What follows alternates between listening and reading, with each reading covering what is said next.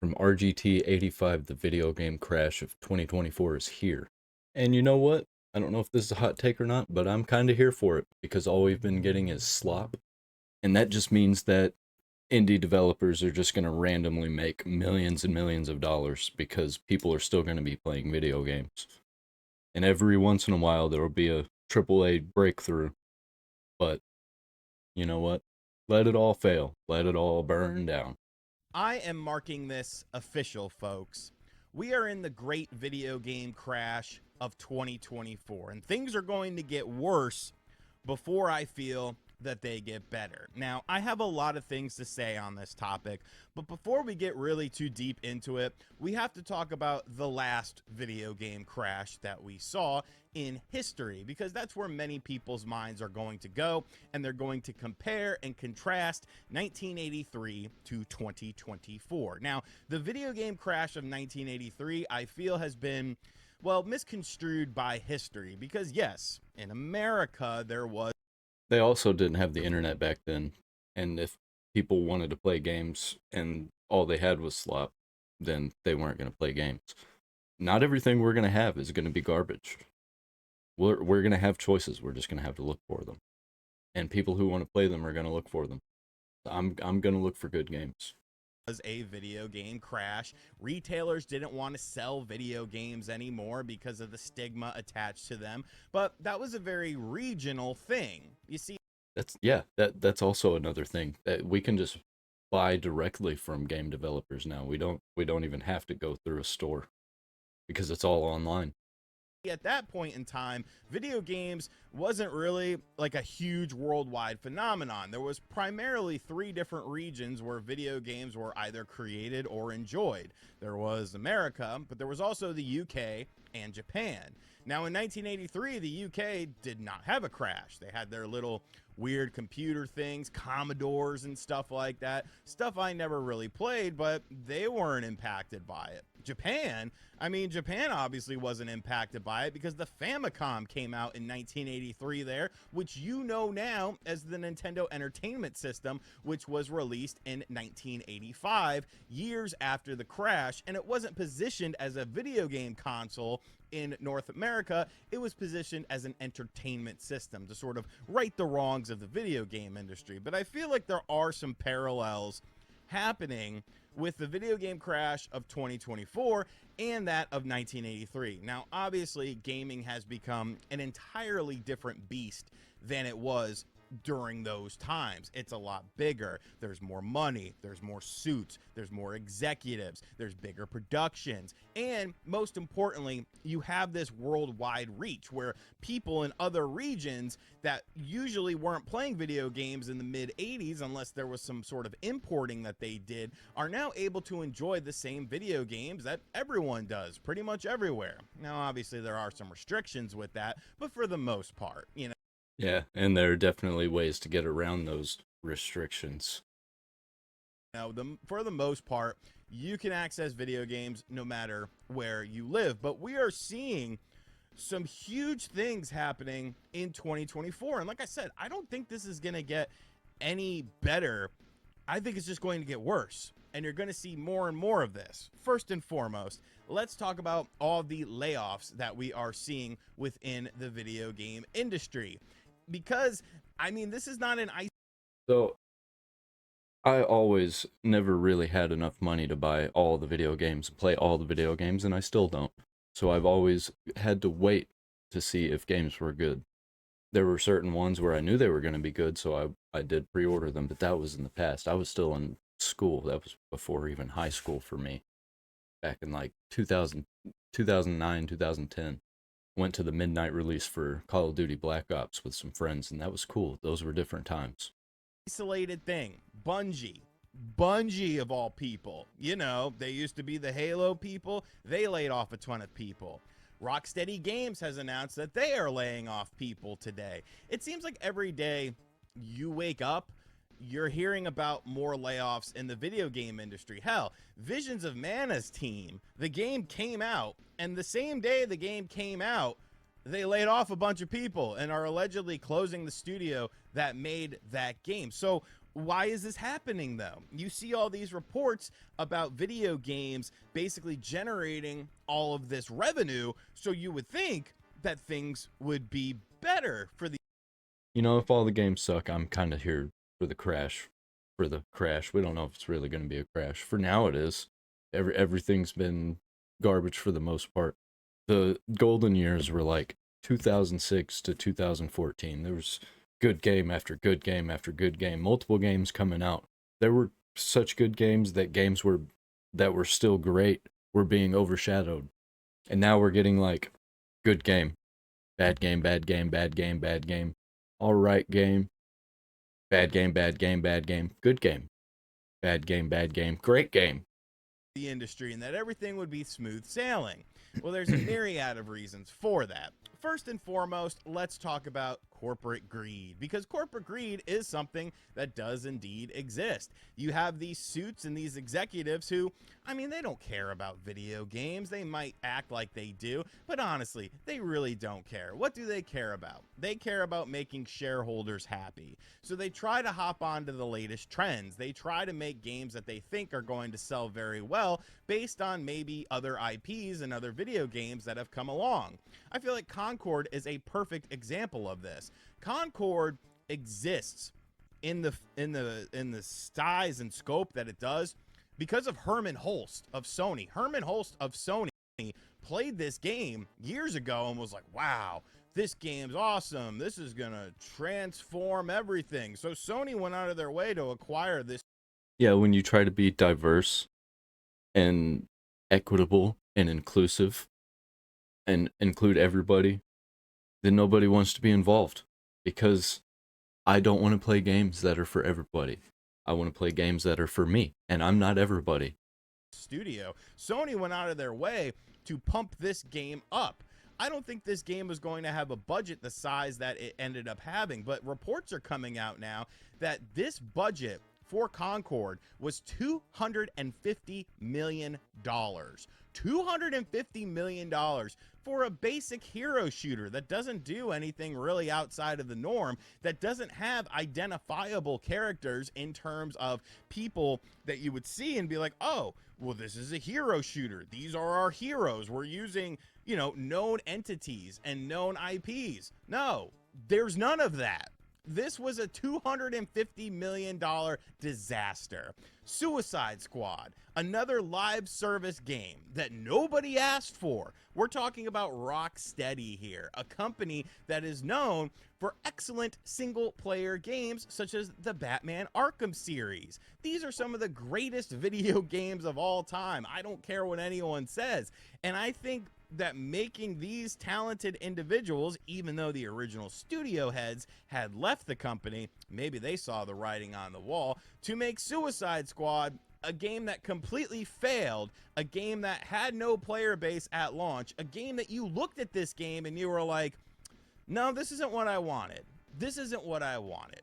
And now we're seeing layoffs. Now we're seeing the failures of this game. Now, companies do have the luxury of writing things off. But what ends up happening is, Yeah, that writing things off. Yeah, because I think they're doing that. I think it's all money laundering.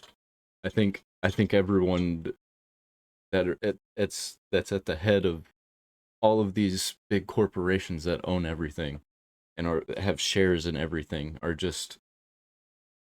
they're just destroying everything and money laundering legally. Who knows what they're doing, but they're definitely pulling money out of somewhere. Where, if they're writing it off, where does that money come from? And that's a lot of money. It's a lot of money, and it's a lot of companies doing it, and the entire gaming industry, and the entire movie industry, and pretty much every industry. And it's just a little bit here and there. This game flopped. This game flopped. This game flopped. This movie flopped. These all flopped, but we got all these great things to make up for it. And I think that's how they're getting around paying taxes. for every failure that we see, the video game companies adjust what they're doing.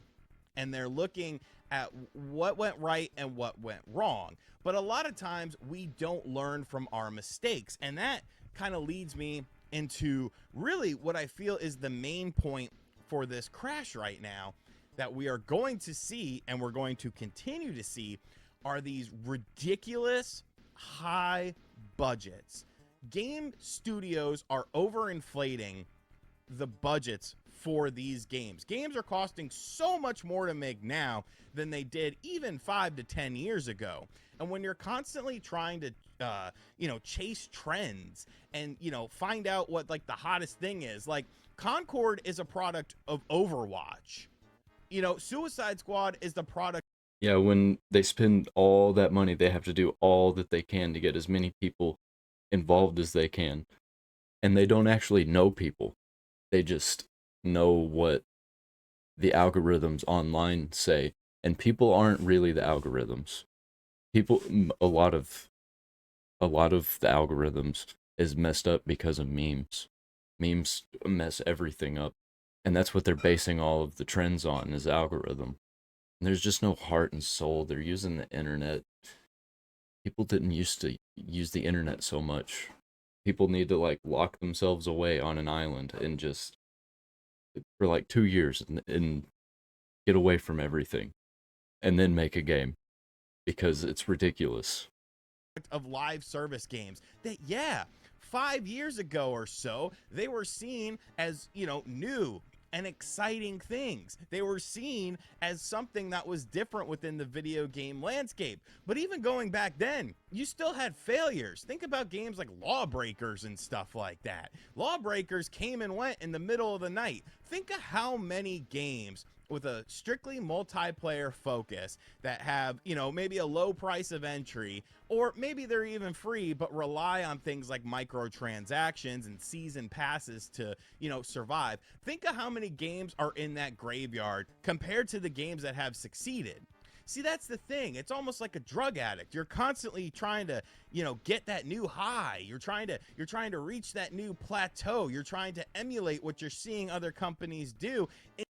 Yeah, because that's literally what they're doing. Money is a drug, and that they're all seeking money and they want the most money possible. That's why they're spending the most money possible, because if you're making a profit, you spend more money, obviously you make more profit, right?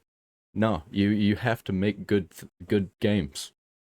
And they don't know, they're trying to appeal to people. You have to appeal to yourselves, but also they all kind of suck. So the game's going to suck. So why would you spend that much money? Not you. I'm saying you as in the creators of video games. Instead of just focusing on what you want to do. You're seeing Xbox and a topsy-turvy. Are they a console manufacturer? Are they a video game publisher? Are they a video game developer? Are they a multi-platform studio? Am I supposed to play on Xbox? Am I supposed to play on my TV? Am I supposed to play my Xbox games on my PlayStation?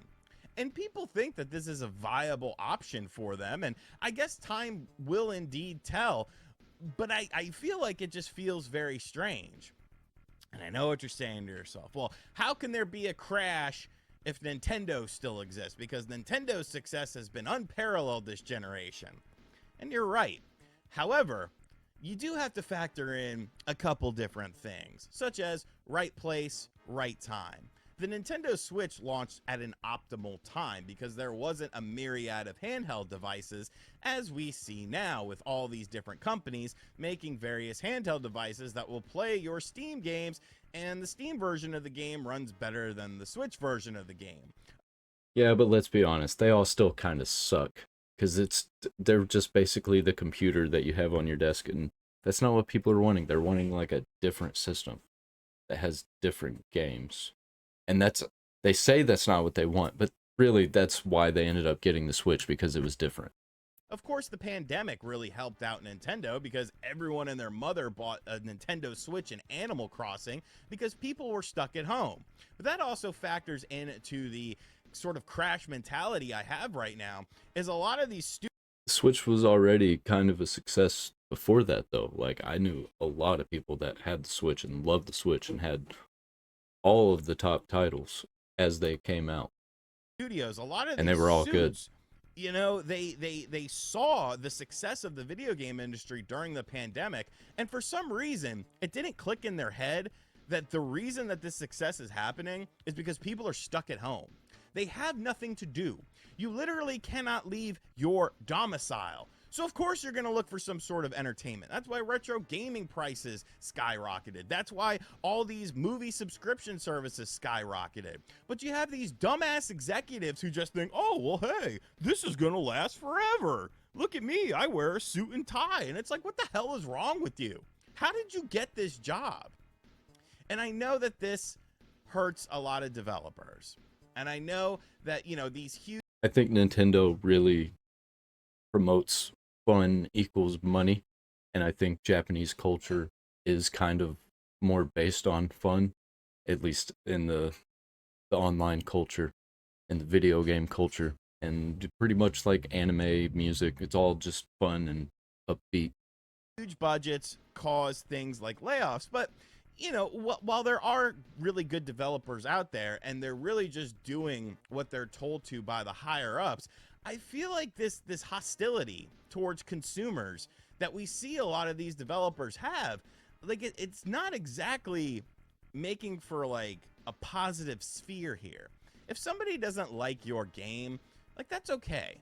And yes, people will take it to extremes. People take my videos to extremes. There will be people in the comment section here probably saying terrible things about my beautiful mustache or me as a person or something like that. But I'm not going to entertain them and attack them over and over again, because all that's going to do is create yet another situation. All that's going to do is create. Yeah, where they all get it wrong is they think the internet is real and the internet is always attacking them, because it is. The internet is always attacking you. It's a tool. It's not real. It's these people, when they say things, they're just saying them and then putting their phone down and leaving and going on with their lives. And that's what everyone's doing, except for a few people that are just terminally doing this, and then they're sitting there rocking back and forth waiting for replies and then picking it back up, scrolling for hours and hours, next video, next video, next reply. More hostility. And yeah, it can be easier said than done to interact with every single troll, but like these game developers just seem to like fall into these traps. Like Brian 6767 42069 blaze it on Twitter, some random throwaway account that's clearly not a real person, but they're interacting with these people. I feel like this new generation of developers almost feels like they're owed something.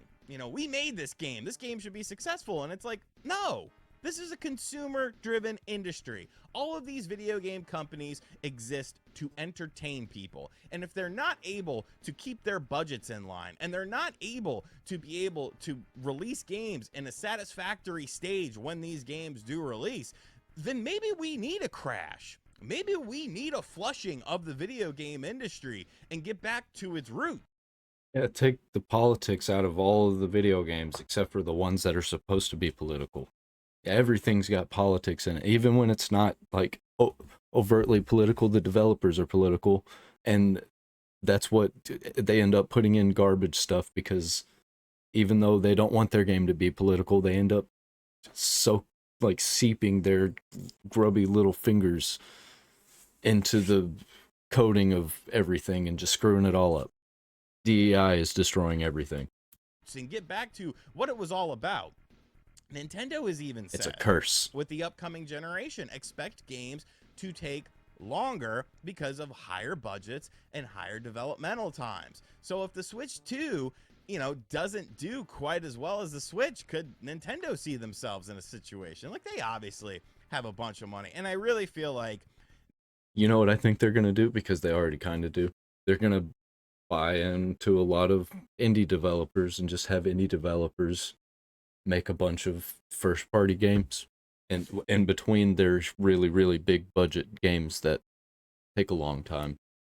Nintendo, I'm just kind of throwing something out there, because really when you look at the video game crash of 1983, Nintendo was still fine because of Famicom, because of Japan, to bring everything back to its main point here.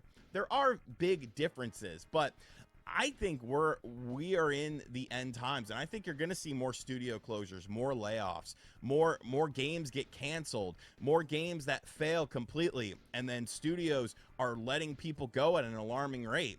Really, like the indie scene, is kind of very important right now because they're going to have to be that stopgap. They're going to have to be the companies with the smaller budgets. But then what ends up happening? An indie studio makes something interesting, and then the big wigs come along and they're like, hey, let me buy a pal. And then they get bought out, and then they're in the same position. So I don't know, man. Don't let them. Don't let them.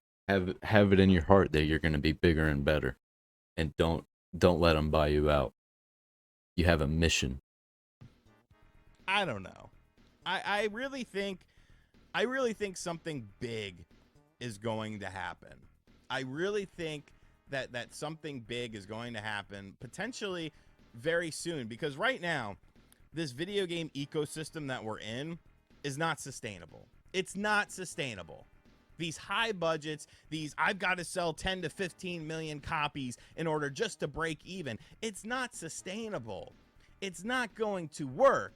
You're seeing the results of this mentality already in 2024, with studios closing, with massive layoffs, with studios shifting what they're doing, with games getting canceled, with studios shutting down the day the game releases. And I don't think that any company has Teflon armor to avoid this sort of thing. Maybe we could go back to having PCs and consoles again instead of PCs and not as good PCs. Like Nintendo, it's not really a PC. They have a Switch. It does Switch stuff. It doesn't do anything else. And it has cartridge-based games. I don't know anybody who actually really downloads games. Like there's a couple that they would have downloaded on their Switch. But for the most part, they have these cartridges and they think it's cool and they collect them. And they're worth quite a bit. We need to do that. Cloud-based is not the solution, and I think that's a direction that a lot of companies are heading in, like Xbox. And I don't think that's a good thing. I think we're gonna get a lot of shovelware games like Raid Shadow Legends and Clash of Clans and all those games. I don't know. I don't play mobile games because it's all slop. Things are going to get ugly, people. Things really feel are going to get ugly, and we're already starting to see it. The proof is already there. It already exists. But people just want to turn a blind eye to it. And, it would be detrimental to me. I talk about video games. If I don't have video games to talk about, what am I going to do? I'll figure it out, man. I'll cover the crashes. I'll cover the madness that ensues after it. But I want to hear what you guys think about this. Am I being over dramatic?